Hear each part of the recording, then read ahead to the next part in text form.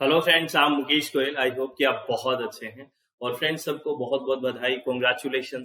जिसका इंतजार था वो घड़ी आ चुकी है। अब यूजीसी नेट जो दिसंबर में होना है उसका नोटिफिकेशन आ चुका है। अभी एग्जाम डेट तो नहीं दी है इस नोटिफिकेशन में, लेकिन एग्जाम फॉर्म भरने की डेट दे दी है। उसके बाद मैं आज वो सारी बात करूंगा जहां आपको कंफ्यूजन रहता है। जैसे बहुत सारे स्टूडेंट्स जब मीडियम भरते हैं, कौन सा मीडियम भरे, वहां पे क्या ध्यान रखना है। दूसरा, एज लिमिट की बात करते हैं, चाहे जेआरएफ की बात करें, कहाँ कहाँ किसको कितना रिलैक्सेशन है वो बात करेंगे। पेपर का पैटर्न कैसा है, नेगेटिव मार्किंग है कि नहीं, सब्जेक्ट्स कौन से हैं, है ना, उनकी कोडिंग कैसे सिलेक्ट करना है। अल्टीमेटली हम सारी वो बात करेंगे जो एग्जाम फॉर्म भरते टाइम आपके पास वो सारी चीज होनी चाहिए। ये भी मैं आपको बताऊंगा जब आप एग्जाम फॉर्म भरने बैठो तब आपके पास कौन कौन सी चीजें होनी चाहिए जिससे आपका एग्जाम वो फॉर्म भरते टाइम कोई गलतियां ना हो। क्या आपको ध्यान रखनी है, आपको एक डेमो यहाँ पे दिया हुआ है, एक रेप्लिका दिया हुआ है, उसमें समझाया भी हुआ है कि कैसे कैसे फॉर्म भरना है। तो एक बेसिक से लेके हर एडवांस तक सारी बात करेंगे।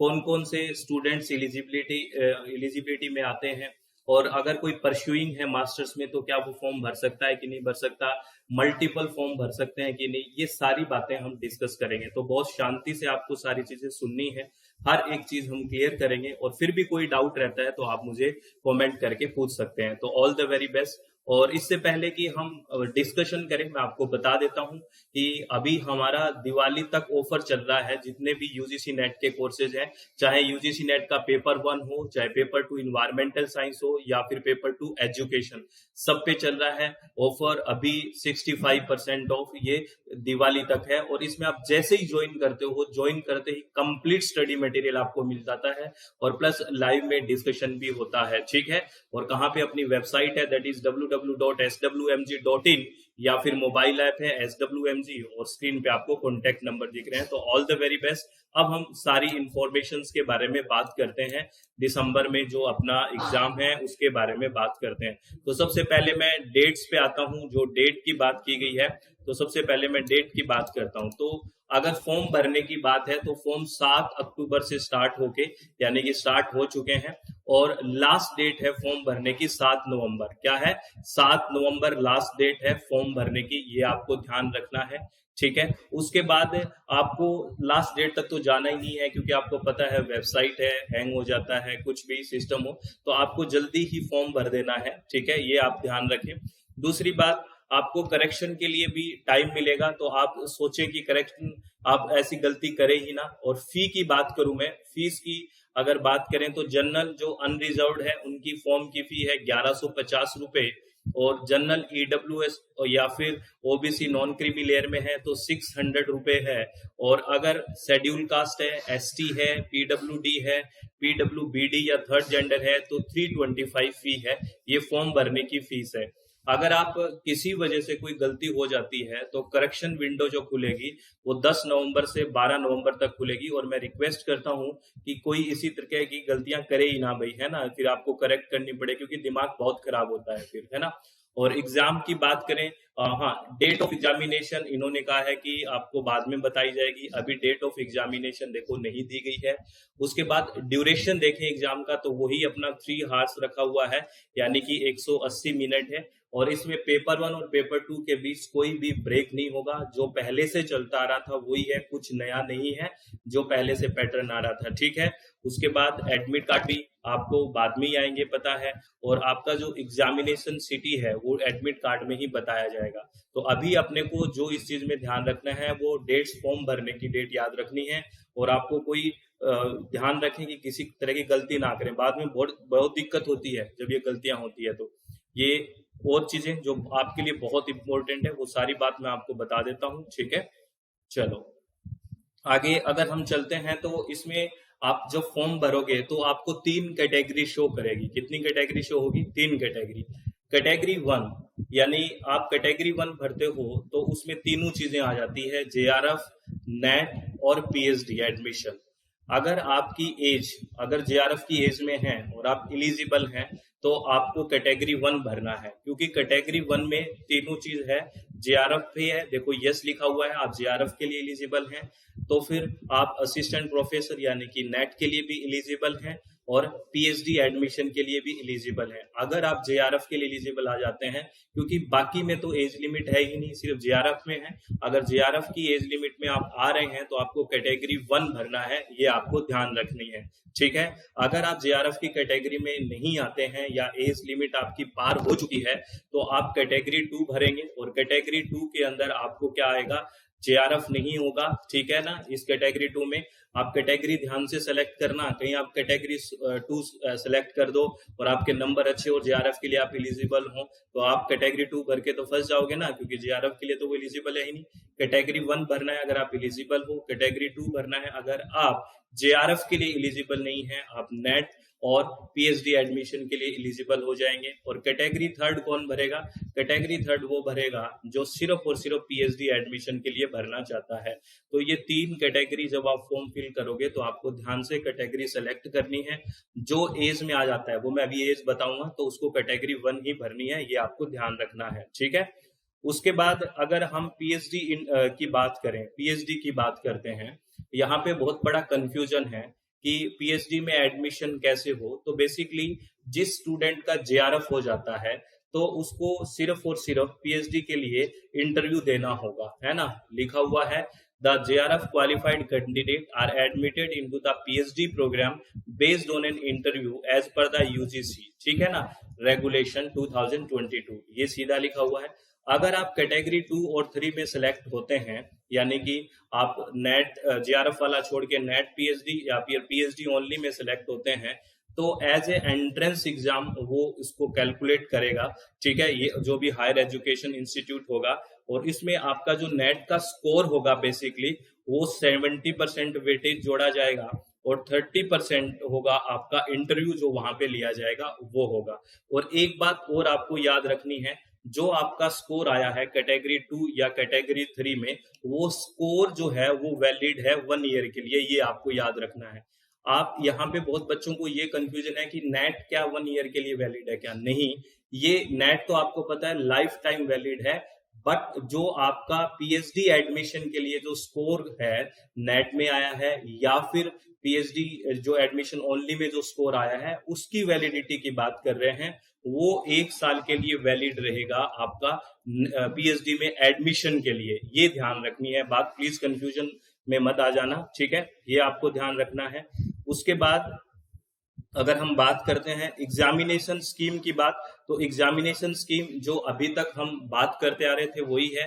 2 एग्जाम होंगे, यानी कि बेसिकली 2 पार्ट में। पेपर 1 है वही जनरल पेपर है 100 मार्क्स का, और पेपर 2 होगा 200 मार्क्स का, यानी कि पेपर 1 में 50 क्वेश्चन और पेपर 2 में 100 क्वेश्चन, वो सेम ही 3 हार का होगा। और यहाँ पे भी अभी कोई नेगेटिव मार्किंग नहीं है, ये भी ध्यान रखना है, नेगेटिव मार्किंग अब की बार भी नहीं है, ये आपको ध्यान रखना है, ठीक है ना। और मीडियम ऑफ क्वेश्चन पेपर, आप एक चीज ध्यान रखें, जब भी आप क्वेश्चन पेपर का मीडियम सिलेक्ट करें कि कौन से माध्यम में, हिंदी में चाहिए या इंग्लिश, लैंग्वेज को छोड़ के आपको अच्छे से सिलेक्ट करना है, क्योंकि एक बार आपने वो मीडियम चूज कर लिया उसके बाद आप वो मीडियम चेंज नहीं कर पाओगे, इस बात का ध्यान रखना है, प्लीज ये वो चेंज नहीं कर पाओगे, ध्यान रखें। और कैंडिडेट, इसमें एक 3rd पॉइंट लिखा हुआ है, candidates are required to answer in the medium as per option exercise in application form. आप जब आंसर करो अपने क्वेश्चन का, तब आंसर उसी बेसिकली उसी में करो जो आपने मीडियम चूज किया है। जैसे मान लो मैंने इंग्लिश मीडियम चूज किया है और मुझे हिंदी में क्वेश्चन पढ़ना था, चलो पढ़ तो लिया मैंने फ्लिप करके, लेकिन जब आंसर देना है तो इंग्लिश मीडियम में ही दे। लिखा हुआ है ना, candidate are required to answer in the medium as per option exercise in the application form, ये आप ध्यान रखें प्लीज, ठीक है। इस चीज को भी माइंड में रखते हुए काम करना है। और ये वाली बात जो मैं कह रहा था, there is no negative marking, किसी भी तरह की नेगेटिव मार्किंग फिर नहीं है, ये जो पुराना पैटर्न है वही है, एज सच इसमें कोई चेंज है नहीं किसी भी तरह का, ये ध्यान रखना है। चलो अब अगर हम एलिजिबिलिटी क्राइटेरिया की बात करते हैं, तो आपको अगर जनरल है, अनरिजर्व्ड कैटेगरी से है या जनरल ईडब्ल्यूएस से है, तो आपके मास्टर्स में 55% मार्क्स होने चाहिए, 55% मार्क्स होने चाहिए। और विदाउट राउंडिंग ऑफ का मतलब है कि ऐसा नहीं हो कि 54 पॉइंट समथिंग हो, ऐसा नहीं, हर आपको 55% ही मार्क्स होना चाहिए। अगर आप कैटेगरी में हैं, ओबीसी में हैं या फिर एससी एसटी या फिर आप पीडब्ल्यूडी या पीडब्ल्यूबीडी थर्ड जेंडर कैटेगरी में है तो 50% मार्क्स आपको चाहिए। इसमें 5% का रिलैक्सेशन है, ये भी आपको ध्यान रखना है, ठीक है ना।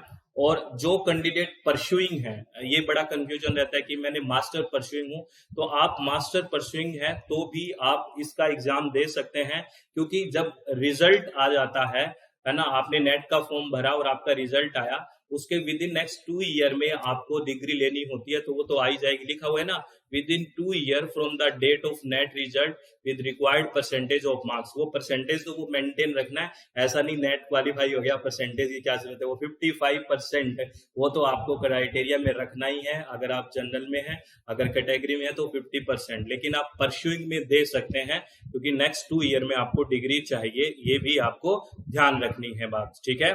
तो ये सारी बातें, उसके बाद आप उसी सब्जेक्ट में बेसिकली नेट का फॉर्म भरें जिसका आपका पोस्ट ग्रेजुएशन है, ये सीधा सीधा लिखा हुआ है। अगर आपका उसमें नहीं है, कई बार ऐसे सब्जेक्ट्स हैं जो नहीं है, तो वो रेलिवेंट या रिलेटेड सब्जेक्ट में फिल कर सकता है, ये भी लिखा हुआ है इन रिलेटेड सब्जेक्ट। अगर आपका उस लिस्ट में हम देखते हैं, उस लिस्ट में अगर आपका सब्जेक्ट नहीं है तो आप रिलेटेड में भर सकते हैं, इसमें भी ऐसा लिखा हुआ है। और जो 4 ईयर डिग्री है, बेसिकली जैसे कई 4 ईयर डिग्री प्रोग्राम होते हैं जिसमें 8 सेमेस्टर होते हैं बैचलर डिग्री में, वो भी ये नेट का एग्जाम दे सकते हैं, लेकिन उनमें एग्रीगेट 75% मार्क्स होने चाहिए। ग्रेजुएशन वाले जो 4 ईयर प्रोग्राम है, वो रिलैक्सेशन 5% का फिर वही कैटेगरी वाइज दिया हुआ है, उनको 70% चाहिए, ये भी आपको ध्यान रखना है, ठीक है। उसके बाद अगर हम बात करते हैं एज लिमिट की, ये एक बहुत बड़ा डिस्कशन का मुद्दा रहता है। अगर मैं जेआरएफ की एज लिमिट की बात करूं तो जेआरएफ की जनरल आपको एज लिमिट है 30 ईयर, कितना है 30 साल है जेआरएफ की एज लिमिट। और अगर रिलैक्सेशन दिया गया है 5 साल का, यानी 35 ईयर किस किस के लिए है मैं आपको बता दूं, ओबीसी नॉन क्रीमी लेयर के लिए है 35 ईयर, है ना, और बेसिकली एससी के लिए है, एसटी के लिए है, पीडब्ल्यूडी, पीडब्ल्यूबीडी थर्ड जेंडर और वुमेन एप्लीकेंट, जितने भी वुमेन एप्लीकेंट हैं उनके लिए 35 ईयर है। ओबीसी एनसीएल यानी कि OBC non creamy layer, SC, ST, PWD और पीडब्ल्यूबीडी थर्ड जेंडर, इन सब के लिए एज 35 ईयर है। और बाकी जितने भी है जनरल कैटेगरी, ईडब्ल्यूएस, उनके लिए 30 ईयर कैटेगरी है, एज लिमिट है। तो याद रखना 30 और 35 किस किस के लिए है, ये ऑल जितने भी वुमेन कैंडिडेट है, वो चाहे किसी भी कैटेगरी में आते हो, उन सब के लिए एज लिमिट 35 ईयर्स है फॉर द जेआरएफ। ये आपको ध्यान रखना, ये बहुत बड़ा कंफ्यूजन है, ये कंफ्यूजन नहीं रखना है। उसके बाद अगर आपको पता है नेट के लिए कोई भी अपर एज लिमिट नहीं है, असिस्टेंट प्रोफेसर के लिए there is no upper age limit, और एडमिशन पीएचडी के लिए भी कोई किसी भी तरह की अपर एज लिमिट नहीं है, सिर्फ जेआरएफ के लिए है। तो अभी मैंने आपको बताया ना, अगर इसमें आप आते हो, एज में आपकी ठीक है, तो कैटेगरी 1 में जाना है, इसको आपको ध्यान रखना है, ठीक है। उसके बाद हम सीधा डायरेक्ट बात करेंगे नेक्स्ट। चलो सब्जेक्ट की लिस्ट भी मैं आपको एक बार दिखाऊंगा और आपको वो भी शो करवाऊंगा कि किस तरह से बेसिकली पैटर्न रखना है। अब ये चीज आपको ध्यान रखना है, जब आप फॉर्म फिलअप करने बैठो तो आपके पास ये सारी चीजें होनी चाहिए, जिससे आपका एग्जाम फॉर्म भरते टाइम कोई गलतियां नहीं होगी, ठीक है ना। मोर देन वन एक ये है ना कि आप एक सब्जेक्ट में सिर्फ एक ही फॉर्म भर सकते हो, अगर आपने मल्टीपल फॉर्म भरा तो रिजेक्ट हो जाएगा। देखो, only one application is to be submitted by a candidate, more than one application, multiple application form for same subject submit by candidate will be rejected, ये सीधा सीधा लिखा हुआ है, ये आपको ध्यान रखना है। और आप एप्लीकेशन फॉर्म भरते टाइम ये सारी चीजें अपने पास रखनी है। क्या है, आप अपनी copy of board university certificate, जिसमें आपका नाम, mother name, father name, date of birth, जैसे 10th का सर्टिफिकेट होता है, सब वो अपने पास रखें फॉर्म भरते टाइम। और कोई भी एक आइडेंटिफिकेशन, कोई भी आपका वो आधार कार्ड है, राशन कार्ड है, पासपोर्ट नंबर है, ये आपको ध्यान रखना है, वोटर आईडी है। और लास्ट सेमेस्टर की मार्कशीट आपके पास होनी चाहिए, ये ध्यान रखना है। और आपका मेलिंग एड्रेस प्रॉपर सही, मेल ईमेल आईडी प्रॉपर सही होनी चाहिए। कई बार आप बाहर से भरवाते हो कैफे वगैरह से, तो वो अपनी ईमेल आईडी डाल देते हैं, तो आपको फिर कम्युनिकेशन नहीं होता, प्रॉब्लम आती है। तो आप अपनी ईमेल आईडी नहीं है तो बना लें और अपनी ईमेल आईडी रखें और उससे कम्युनिकेट करें, ठीक है ना। और 4 सिटी आपको लिख के रखें कि आप जिस स्टेट में हैं तो वो आपको कौन कौन सी सिटी में फॉर्म भरना है। वहां फॉर्म भरते टाइम कंफ्यूज हो जाते हो, फिर गलती जल्दी में कुछ भी भर देते हो, तो ये आपको ध्यान रखना है। आपके सब्जेक्ट का कोड आपको पता होना चाहिए कि आपके सब्जेक्ट का कोड क्या है, ये आपको ध्यान रखना है, ठीक है ना। और ये बिल्कुल सारी बातें आपको कोड की होगी। कैटेगरी अगर है तो उसका सर्टिफिकेट चाहिएगा, और अगर आप ईडब्ल्यूएस में है तो उसका भी सर्टिफिकेट हो आपके पास। और आप जहां पे भी कैटेगरी लेना चाह रहे हैं उसमें आपका बेसिकली जहां पे आपको रिजर्वेशन है वो सर्टिफिकेट हो, और आपका मोबाइल नंबर वही हो जो आपने बेसिकली यूज कर रहे हैं, ये बड़ा जरूरी है। और स्कैन इमेज हो, जेपीजी या जेपीईजी फॉर्मेट में आपके पास अपनी इमेज हो, ठीक है ना, फोटो पासपोर्ट साइज, ये भी आपको ध्यान रखना है, ठीक है। तो ये ध्यान रखना है। उसके बाद आपको मैं अगर इसमें देखेंगे तो एक स्टेप बाय स्टेप भी बताया गया, और कितनी हेल्प करें आपकी, हर स्टेप भी बताया गया, फिर भी बच्चे फॉर्म भरने में गलतियां कर देते हैं, ठीक है। और कैंडिडेट को ये चीजें भी ध्यान रखनी है कि जो आपने फॉर्म भरा है उसको कहीं कोरियर वगैरह नहीं करवाना है, लेकिन आपका उसका प्रिंट आउट रखना, प्लीज रखना उसका, क्योंकि बहुत जरूरी होता है। आपका जो भी फी आपने पेमेंट दिया उसका भी आपको एक प्रूफ के तौर पे रखना है, कई बार प्रॉब्लम हो जाती है। जो फोटोग्राफ अपलोड की है वो भी आपके पास फोटो होनी चाहिए, अलग से रखनी है, ठीक है ना। और अगर आपका कोई नेम चेंज हो जाता है, शादी वगैरह हो गई है उसके बाद नेम चेंज हो गया है एग्जाम के टाइम, तो आप उसके लिए मैरिज सर्टिफिकेट या किसी तरह का सर्टिफिकेट पक्का एज ए प्रूफ लेके जाना है, ये भी आपको ध्यान रखनी है बातें, ठीक है। उसके बाद अगर हम बात करें नेक्स्ट हम बात करते हैं सीधा सीधा आपको मैं, ये तो की चैलेंज का आएगा, ये तो जब हम एग्जाम दे देंगे की बात आएगी तब बात करेंगे, अभी यहाँ कोई बात नहीं करनी है, ठीक है। चलो ये सीधा सीधा ये अपने उसने काम की अभी नहीं है, ये जो जितने काम की थी वो बातें मैंने आपको बताई।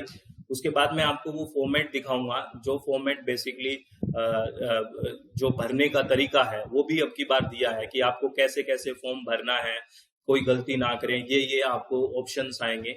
और ये बेसिकली यहाँ पे नेट बैंकिंग का जो फी भरने का दिया हुआ है, हेल्प डेस्क के नंबर भी दिए हुए हैं, अगर कोई प्रॉब्लम आती है तो आप यहाँ से जानकारी ले सकते हैं। और ये लिस्ट ऑफ सब्जेक्ट्स हैं और उनके कोड दिए गए हैं, तो अपना सब्जेक्ट देख लें और यहीं से, और आपका सब्जेक्ट कोड यहाँ से लिख के रखें क्या है। ये सारे सब्जेक्ट्स की लिस्ट दी हुई है ना, और इनके कोड दिए हुए हैं। टोटल जो सब्जेक्ट्स हैं, कितने सब्जेक्ट्स में देखो, यूजीसी 85 सब्जेक्ट्स में है, तो इनके सबके कोड भी दिए हुए हैं, ये भी आपको ध्यान रखना है, ठीक है ना।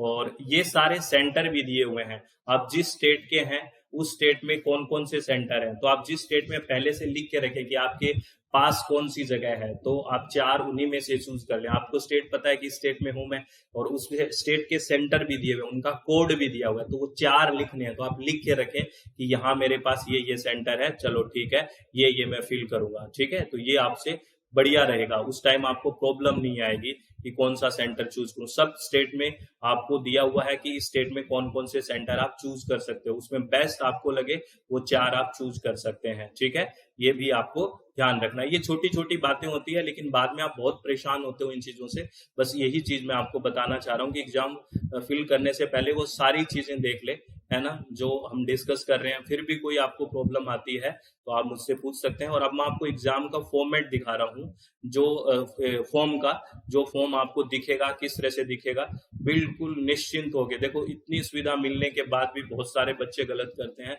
उनका दिमाग पता नहीं कहाँ रहता है, तो यही दिमाग रखें प्लीज, रिक्वेस्ट है। देखो रेप्लिका दिया हुआ है एप्लीकेशन फॉर्म का, इस तरह से पेज खुलेगा आपका, ठीक है ना। जब भी आप जाओगे ऑफिशियल वेबसाइट पे, फिर क्लिक करोगे रजिस्ट्रेशन के लिए, तो ये पेज खुलेगा, registration, application form, fee payment, ऐसे आपको दिखेंगे, ठीक है। बिल्कुल ये फॉर्म दिखेगा, उसके बाद ये फॉर्म दिखेगा, ये कंप्लीट करना है। देखो और कितना ये आपको, देखो बिल्कुल आराम से देखना है। ये इसको मैं टेलीग्राम पे भी शेयर कर दूंगा, इस पूरे नोटिफिकेशन को, जो अपना SWMG है ना, ऐसे फिल होके ऐसे आएगा, पूरा का पूरा आपको सुविधा दी हुई है, ऐसे पूरा का पूरा देखो।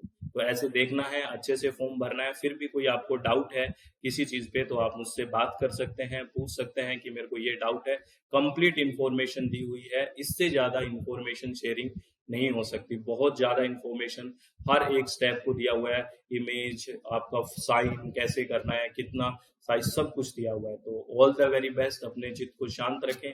और मैं एक बार फिर इंफॉर्मेशन दे देता हूँ, आपको पता है अपनी वेबसाइट है दैट इज www.swmg.in और प्ले स्टोर में मोबाइल ऐप है SWMG और ये अपना कॉन्टेक्ट नंबर है। यहाँ पे हम कंप्लीट पेपर 1 पढ़ रहे हैं, प्रीवियस ईयर क्वेश्चन को बहुत धड़ाले से डिस्कस कर रहे हैं थ्योरी के साथ, बिल्कुल परफेक्ट पैकेज रहेगा। और पेपर 2 इन्वायरमेंट साइंस और पेपर 2 एजुकेशन पढ़ रहे हैं। अगर विलिंग है तो ज्वाइन कर सकते हैं, क्योंकि अभी आपको 65% ऑफर मिल रहा है दिवाली तक। और आप लेट ना करें, क्योंकि जैसे ही ज्वाइन करोगे, ज्वाइन करते ही आपको सारा मटेरियल एक साथ मिल जाता है। तो अब पढ़ाई का टाइम है, बढ़िया से पढ़ाई करें और अपने चित्त को शांत रखें और आप अपने महा ऑफर का फायदा उठा सकते हैं। तो ऑल द वेरी बेस्ट, बहुत बहुत धन्यवाद। अपने चित्त को शांत रखना है, खुश रहना है, किसी भी तरह की टेंशन नहीं लेनी। ऑल द वेरी बेस्ट, बहुत बहुत धन्यवाद। Thank you, thanks a lot.